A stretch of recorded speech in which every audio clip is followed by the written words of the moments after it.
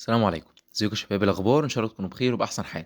الموقع ده هيزود لك مشاهدات الفيديو ولايكات الفيديو او لايكات الصوره بمعنى اصح، والمتابعين. هو موقع كويس جدا، بس انا عايزك تشوف الفيديو علشان والله المواقع دي يعني كانشاء حسابات وهميه موجود، كتزويد بيحتاج حساب وهمي. وانت اصلا هتقدر تزود كتير جدا لانك اوريدي عارف ازاي تعمل حساب وهمي. وتخش على القناه او تخش على اول كومنت مثبت، هتلاقيني بالفعل حاطط لك انك ازاي تعمل حساب وهمي، اكتر من حساب في اليوم، وتعملهم وتأكدهم من غير اي مشكلة وبشكل مجاني بنسبة 100%. فيا ريت تشوف الفيديو لحد الاخر، وتسيبك من فكرة ان الموقع ده انا شفته قبل كده. لا، الموقع ده فيه منه مليون واحد. تمام. فرق سكريبت مش اكتر، لان المواقع دي تركية وروسية في نفس الوقت، برضو مش من مبرمج واحد. الحاجة التانية والأهم، لو كنت حابب تشتري متابعين على الانستجرام، موجود رقم على الواتساب، من خلال برضو أو الكومنت مثبت تقدر إن أنت تتواصل مع خدمة العملاء وتعرف العروض والأسعار المتاحة لأي منصة أنت حابب تزودها. تمام؟ تمام. خلينا نخش على الموقع بالشكل ده. هو موقع بيقدم متابعات ولايكات وكده.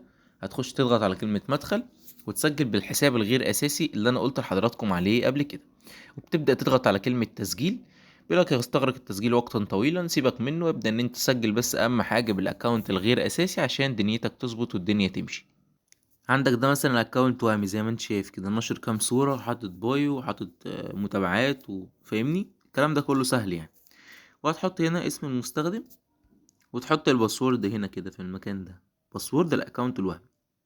بعد ما اتاكد معاك هنا 250 نقطه. ال 250 دي مش 250 متابع، انا والله دي اللي فاهمها لحد دلوقتي. دي 25 نقطه، ودي 50 نقطه، ودي 250 نقطه. ال 250 نقطه دول بيدوك عدد متابعين.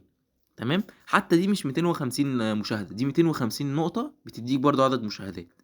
ودي برضو 500 نقطه بتديك عدد مشاهدات للستوري.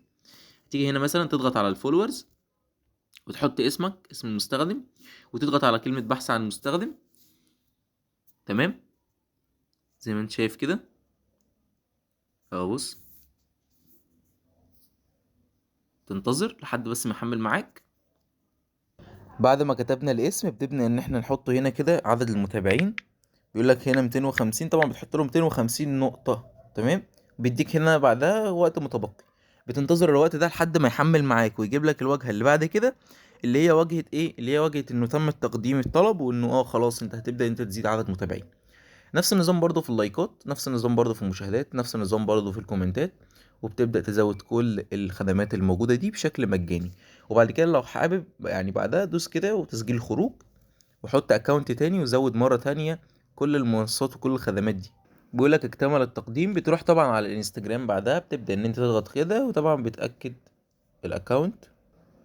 بعد ما بتخش تيجي هنا كده على الصفحة، كده بتدوس على القلب، جالك العدد زي ما انت شايف كده، وعدد متابعين. المتابع حاطط صور وعنده فولورز، ومتابع ناس، يعني متابع مش فيك، فاهمني؟ بص، متابع بينزل صور هندي اهو، هو شكله هندي. تمام. جايب لك عدد المتابعين اهو بكل سهولة. بص اهو، من 3 دقايق، من دقيقتين، من 3 دقايق، من دقيقتين، واحد حاطط ستوري اهو، معظمهم هنود يعني. تمام. بس يعني ده العدد اللي وداهولك اهو، حدث الصفحة ده بس كده من اكونت واحد. طبعا انت لو عايز انك انت تعمل حسابات كتير وتزود، بتعمل حسابات كتير وتزود زي ما انت عايز من غير مشكلة. وبرضه بتزود العدد ده، العدد اللي جالك ده بتزوده اكتر من مرة، بس تغير الحساب الوهمي. تمام، لان الطريقة دي بتديك كل 24 ساعة.